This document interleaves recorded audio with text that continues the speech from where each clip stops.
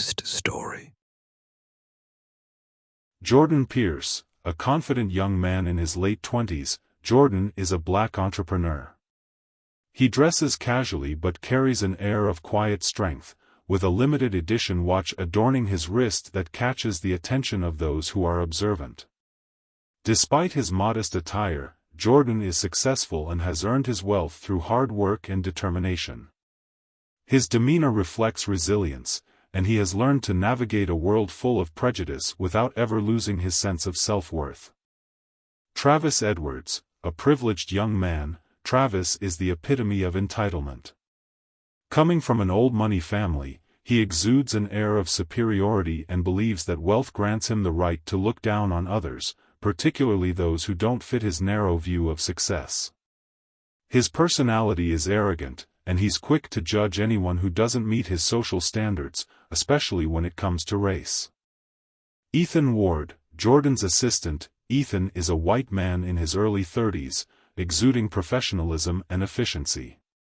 Cold but kind-hearted, he works tirelessly to support Jordan and shares his vision for the future. Ethan's calm demeanor contrasts sharply with Travis's arrogance, and he's the one who will help Jordan teach Travis a lesson in respect and dignity. The morning sun bathed the Sandstone Golf Club in a golden hue, casting long shadows across the manicured lawns.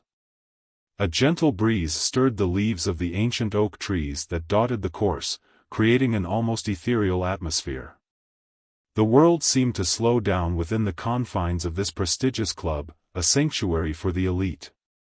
The sound of golf balls striking the pristine fairways echoed in the background, accompanied by the faint murmur of hushed conversations from clusters of well-dressed guests, each of them discussing business, leisure, or the latest gossip with the air of people accustomed to wealth and status. Among them, moving through the crowd with an easy confidence that contrasted with the opulence around him, was a young man named Jordan Pierce. At first glance, he seemed almost out of place, a striking contrast to the perfectly tailored suits and designer brands that adorned the majority of the patrons. His outfit was simple, a navy blue polo shirt, khaki pants, and a pair of well-worn loafers. Yet the way he carried himself told a different story, one of quiet strength, self-assurance, and a presence that demanded attention without saying a word. The gleam of his limited edition watch caught the sun as he adjusted the strap. It wasn't the sort of watch that screamed wealth, it was understated, yet it held a certain quiet prestige. Those who were perceptive enough would recognize the craftsmanship and the exclusivity it represented. Jordan didn't care about the attention it might draw, though. His focus was elsewhere, on the meeting he was about to have. A business deal that could change the trajectory of his company forever. Today, everything depended on this meeting. As he approached the entrance to the VIP lounge, his confident strides slowed. He could feel the weight of the stairs that followed him, eyes flicking between him and the polished, perfectly curated environment of the club. These were the kind of places where wealth and status were on display, where everyone seemed to belong based on their appearance, their lineage, their power. But Jordan had long since learned that appearances were nothing more than a facade, one that didn't always tell the whole story. At the front desk, a staff member, a middle-aged man with a crisp uniform and an air of condescending authority, looked up from his computer as Jordan approached. The staff member's gaze lingered on Jordan for a moment, sizing him up. His eyes quickly flicked over the young man's attire, simple yet elegant, before making a swift judgment. Without a second thought, the staff member's lips curled into a slight sneer. Jordan's outfit was a far cry from the tailored suits and designer dresses typically worn by the club's elite. To the staff member, Jordan didn't belong here. He was just another face, one that didn't fit the exclusive image of the club's usual guests. Staff member, with a dismissive wave, "You're in the wrong place, sir. The back entrance is that way. This is for members only. If you're here for a job interview, you can wait in the staff area." The words hung in the air, thick with unspoken assumptions. Jordan's eyes met the staff member's for a brief moment, his expression unchanged. It was as if the staff member had not even bothered to look beyond Jordan's modest clothing or the calm confidence that radiated from him. It was clear, he had already decided who Jordan was without bothering to know him. But Jordan's response was neither anger nor frustration. Instead, he simply smiled, a small, knowing smile, almost as if he were aware of the game being played. He wasn't offended, he was just, unfazed. There was no need to engage in the staff member's narrow-mindedness. He had far more important matters at hand. Jordan, with a soft chuckle, "I'll be fine, thank you." He took a single, steady step forward, his gaze never wavering from the staff member's face. The man opened his mouth to speak again, but Jordan was already moving past him, walking with the same deliberate pace toward the VIP lounge. There was no hesitation in his steps, just a quiet determination, an unwavering belief in his own place in the world, regardless of what anyone else might think. The staff member stood there, momentarily stunned, watching as Jordan continued his journey.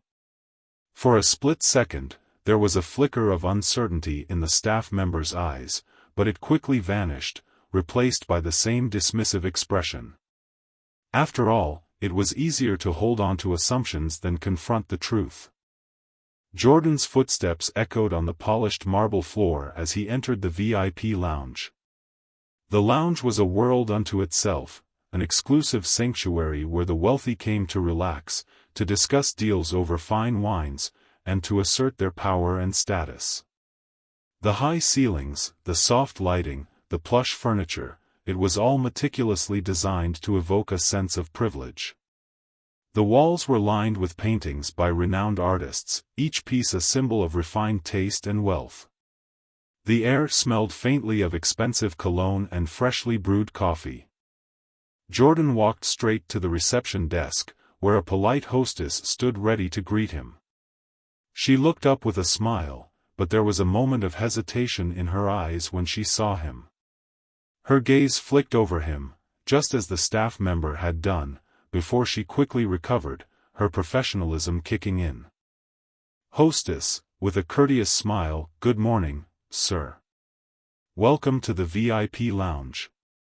Your reservation is ready. Please follow me."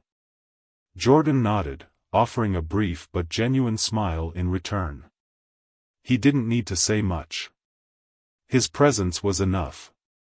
As the hostess led him into the heart of the lounge, Jordan's mind focused on the task ahead, the business deal, the contract, the future. Nothing else mattered. Behind him, the staff member at the front desk remained standing, his gaze still lingering on Jordan's retreating figure. The same quiet judgment had shifted into confusion, a fleeting moment where the staff member may have wondered if he had misjudged the young man. But the moment passed as quickly as it had come, and Jordan Pierce continued on, undeterred and resolute that he had a meeting to attend, and no one, least of all the small-minded judgments of others, was going to take that away from him. The VIP lounge of Sandstone Golf Club was a temple to wealth, with its rich mahogany paneling, polished marble floors, and soft golden lighting that cast a glow over the entire room. The air smelled faintly of expensive cigars and aged whiskey, and the hushed conversations of the elite mixed with the occasional clink of glasses being set down. It was a space where power and status were on full display, and Jordan Pierce, for all his accomplishments, knew that he didn't exactly fit the mold of the typical guest. Jordan sat near the center of the room, his posture straight, his gaze fixed on the door. He was a man on the cusp of securing a life-changing deal. He had come a long way from the humble beginnings where he had once been underestimated. Today, he would sign a contract that would take his company to a new level, cementing his position as a rising force in the business world. Though the world around him was filled with the wealthy elite, Jordan kept his focus steady. His clothes were simple, well-tailored, but understated. The polished elegance of his limited edition watch gleamed in the soft light, a quiet testament to his success. His calm exterior betrayed none of the excitement building within him. He wasn't concerned with the grandeur of the place or with impressing anyone. This moment was his, earned through years of hard work. He was here to do business, and nothing, not even the arrogant people who populated this room, would get in his way. Then, as the door swung open, a new presence entered, disrupting the calm of the room. Travis Edwards. The moment he stepped in, the atmosphere seemed to shift. Travis's swagger was unmistakable. He exuded the kind of self-assurance that only money could buy, a wealth so ingrained in his identity that he moved through the world as though everything revolved around him. The way he walked, head held high, shoulders back, it was as if he owned the space. And in his mind, he did. He was used to being the center of attention, used to getting everything he wanted with little more than a glance or a snap of his fingers. As soon as his eyes landed on Jordan, a sickening smirk spread across his face. Travis paused for a moment, scanning Jordan up and down, as if assessing a piece of furniture or a servant. He didn't need to know Jordan's story, he could tell from the way he was dressed, the modest clothing, that he didn't belong here. Travis's expression tightened as he took in the sight of someone who dared to sit in a place reserved for those of his kind. Without hesitation, Travis began to move toward him, his steps deliberately loud, his eyes never leaving Jordan's figure. As he approached, he let out a laugh, sharp and condescending. It was the kind of laugh that said, "You don't belong here, but I'm going to allow you to remain in my presence for now." Travis, smirking, loudly enough for a few nearby patrons to overhear, "Well, well, well. Look who's decided to grace us with their presence. What are you doing here? Did someone mistake you for a member, or are you just here to pick up the trash?" Jordan didn't flinch. He remained seated, his gaze level, his face a mask of calm indifference. He knew exactly where this was going. He had encountered people like Travis before, and he knew better than to let their words get to him. This wasn't a fight he needed to engage in. "Jordan, coolly, I'm here for a meeting. A business meeting. If you're looking for a staff member, you're mistaken." Travis's lips curled into an exaggerated frown. The response was not what he had expected. He had anticipated Jordan reacting with nervousness, with discomfort, something to validate his superiority. Instead, Jordan's response only seemed to fuel the fire burning inside him. Travis, with a mocking laugh, stepping closer to Jordan's table. "A business meeting? Oh, please. You must be out of your mind if you think anyone here buys that. You're not even wearing the right clothes to sit at this table, let alone talk about business. Do you even know how to close a deal, or do you just stumble your way through life pretending to be something you're not?" The venom in Travis's voice was palpable. He was practically seething with disdain. There was no mistaking the intent behind his words. He wanted to belittle Jordan, to put him in his place and make sure that the man understood exactly who was in control here. Jordan held his gaze steady, unfazed by the onslaught of insults. His fingers tightened slightly on the edge of the table, but his voice remained calm, controlled. "Jordan, with quiet confidence, I know exactly what I'm here to do, Travis. And I'm not here to entertain your nonsense. You're welcome to join me, but I'm here to sign a contract, not to engage in your childish games." Travis's face twisted in disbelief, and then in anger. He wasn't used to being brushed off so easily. He wasn't used to someone looking him in the eye without flinching.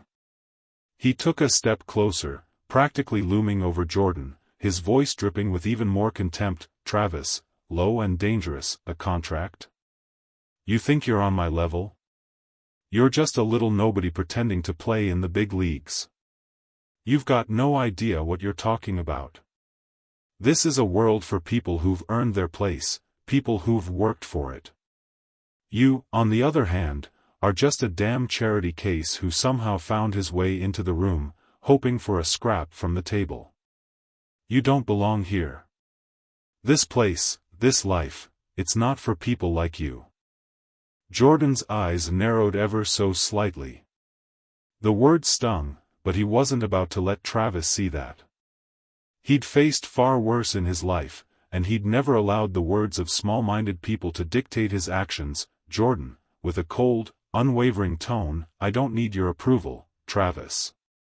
I'm here for my business, and that's all that matters. Your insults don't affect me. They never will." Travis's anger surged again, his nostrils flaring as he took a step back, exhaling sharply. He wasn't accustomed to someone standing their ground like this. Every inch of his being screamed for control, to make Jordan cower, but Jordan refused to back down. The moment was slipping out of his grasp, and the frustration boiled over. Travis, sneering, louder now, almost shouting, "You think you can walk in here and act like you're on my level? You don't belong here, you fool. You never will. This is a world for winners, for people who know how to play the game, not some loser hoping for a handout. You'll never be anything more than a joke, a temporary guest in a place you'll never deserve. You'll always be beneath me." Jordan's eyes darkened. The words were harsh, meant to wound, meant to break him. But instead, Jordan stood up, slowly, deliberately. He had been sitting calmly, watching this man make a fool of himself, but now it was time to make a point. Jordan straightened his back, his voice a low, measured response. "Jordan," calmly but firmly, "you've already said enough, Travis. And frankly, I'm done with you. You'll never understand what it takes to get to where I am, and that's your loss. But you'll never be able to take that away from me." Without another word, Jordan turned slightly, his back still facing Travis, his mind already elsewhere. He wasn't here to waste his time with an ignorant man. He was here to sign a contract that would secure his future. As Jordan turned his gaze to the door, the sound of Travis's heavy footsteps behind him seemed to fade into nothingness. For Jordan, it was over. The game had already been won, and there was nothing left to prove. The lounge remained tense after Travis's verbal assault, the air thick with the weight of his insults.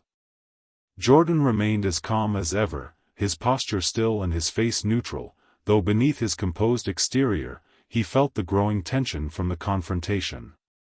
Every word Travis had thrown at him was calculated to provoke a reaction, to undermine him.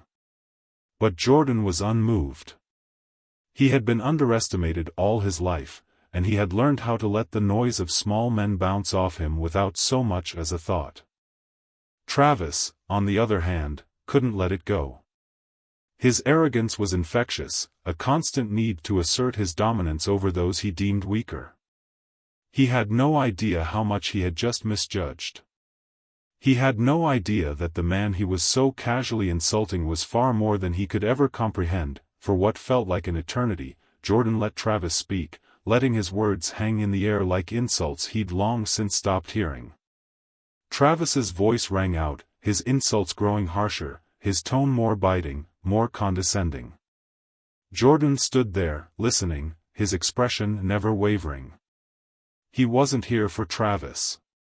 He was here for one thing, and one thing only, the contract that could take his business to new heights.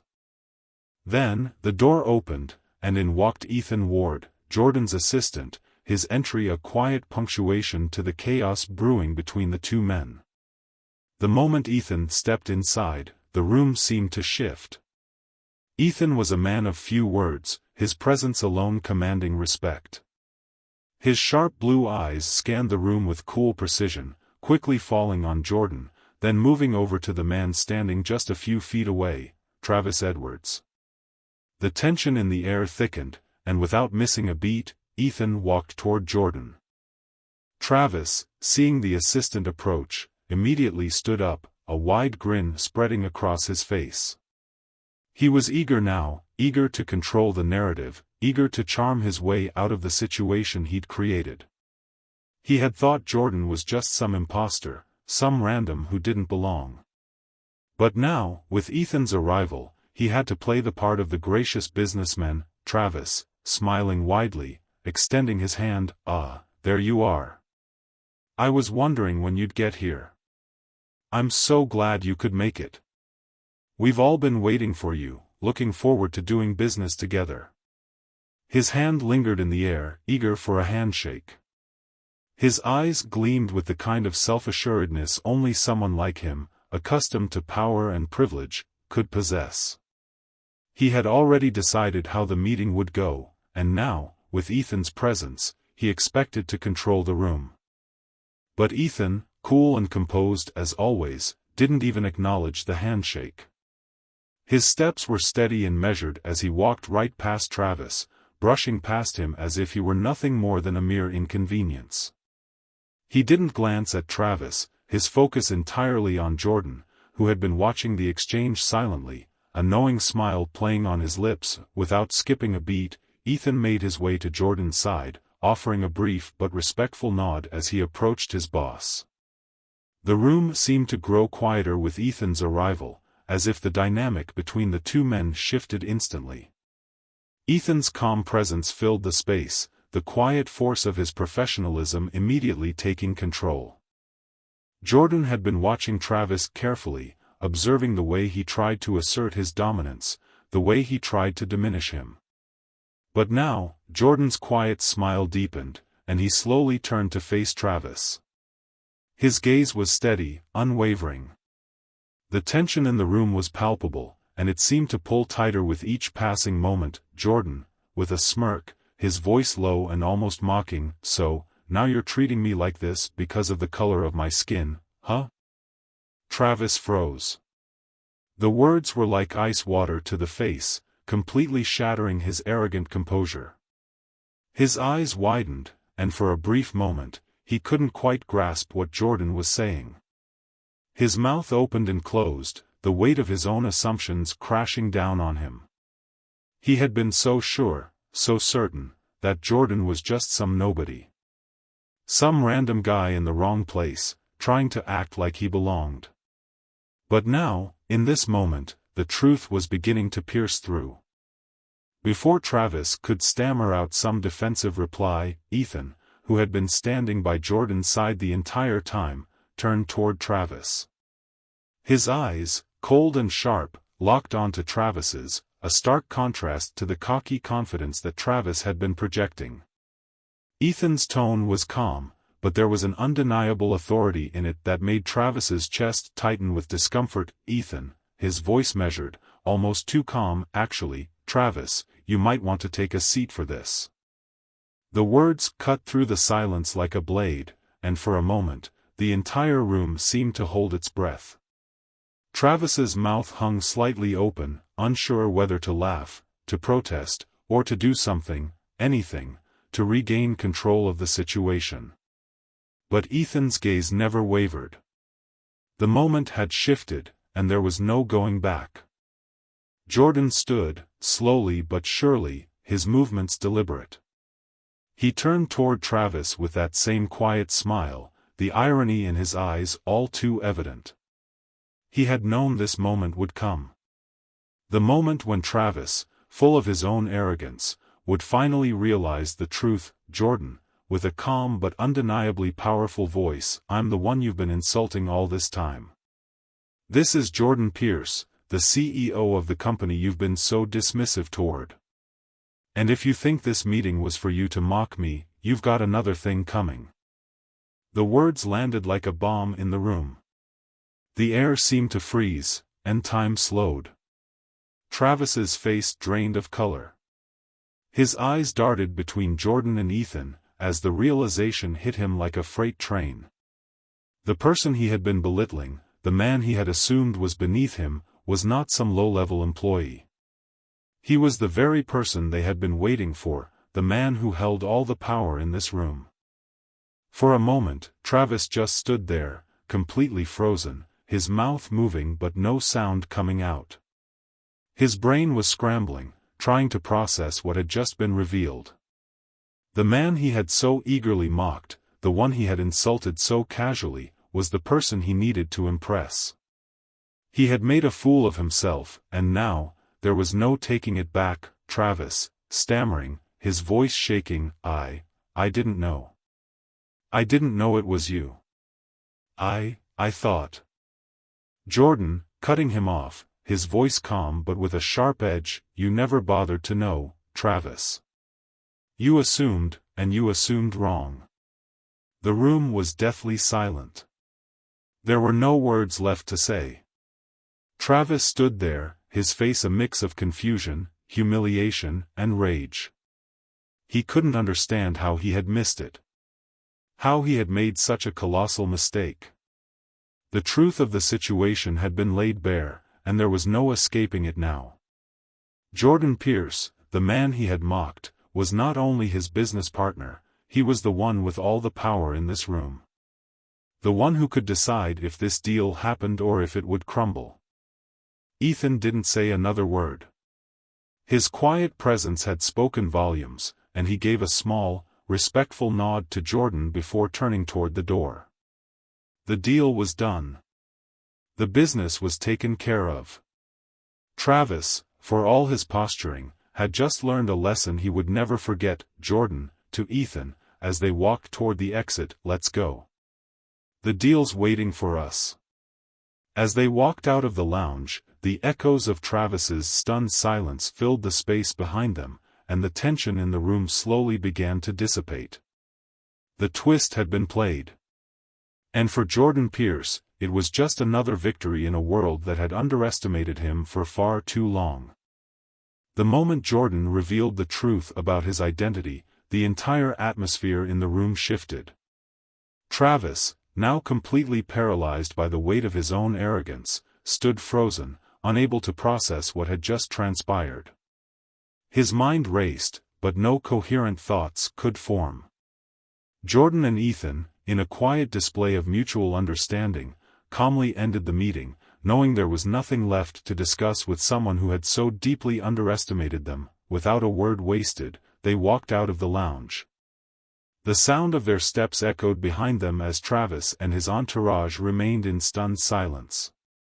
What had been a potential business partnership was now a shattered dream for Travis, and the realization of his mistake came crashing down on him in waves. Jordan and Ethan didn't look back.